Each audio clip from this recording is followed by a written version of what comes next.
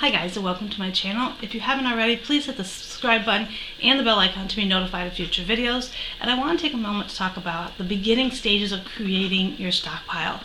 I know a lot of people, when they hear the word stockpile, their mind flashes back to the old TLC show Extreme Couponing, where people have these huge rooms devoted nothing to their stockpile.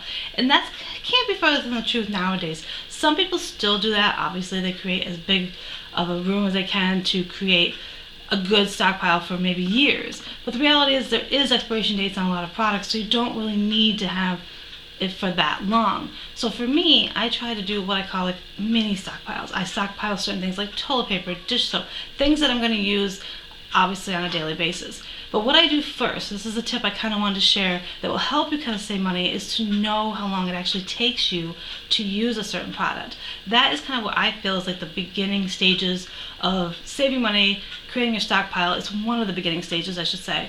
And that is the simple thing that I do is I write the date on the product when I open it. For example, I have a dish soap. I bought a big container this time, a size I don't normally get, and I wrote the date that I started using it so that when it gets to the end, I'll know that roughly that size product lasted me a month, 2 months, 3 months. And then I'll know when I have the extra money and I have a coupon or something like that, when the time is right and it's like, oh, there's a coupon for this product, there's maybe a rebate for this product. And even if there isn't, I'll know that when I have the extra 20 bucks, we'll say, it's better to invest it in a product that I need in my home versus maybe going out to dinner that week. And that's what I think is important. Like, you really need to kind of know how long things take. Toilet paper, dish soap, laundry soap, which I make my own, by the way.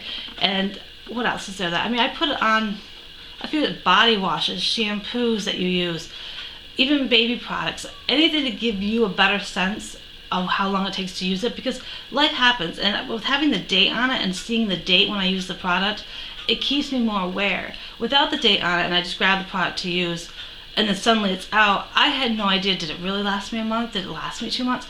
This way, if you put the date, and I'm not saying every time you open a product to put the date on it if it's the same product, I'm just saying every now and then when you open a new product, put the date on it in marker so that you can be more aware of how long that product lasts and how many you might want to stockpile.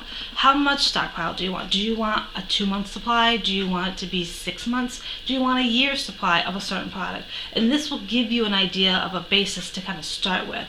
And that's what I kind of do. So this is my tip. One of my tips with saving money is know how long it takes you to use a product. A lot of times, like I said, that's kind of almost a building block of it. Yes, there's coupons, yes, there's rebates, programs, and there's all that, and there's sales at stores. Those are all the given side of saving money that we all kind of know about. And I'm hoping to share tips about that, along with hopefully some tips that you haven't really been aware of, and just to kind of remind you that, hey, saving money isn't always this big thing. It can be little ways to save money.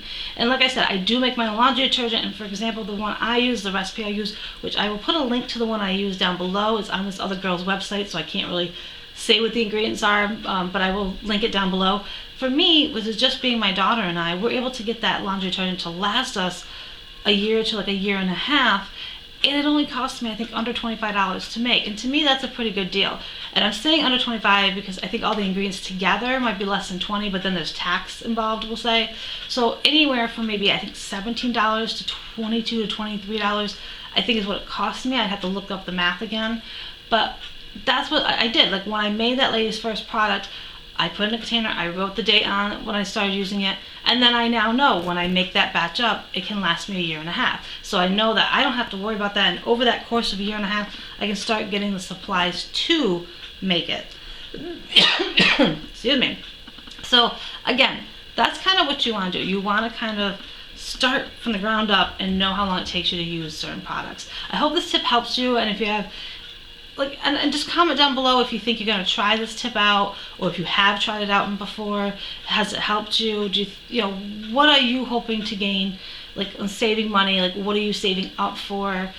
And all that. I'd love to hear your comments down below, and I will be definitely sharing more tips and tricks over the years on this channel, along with book reviews, as you've seen. So it's going to be a mixture of things, but this is just my 2 cents on one of the ways that you can kind of get ready to save money. Have a great day, everyone.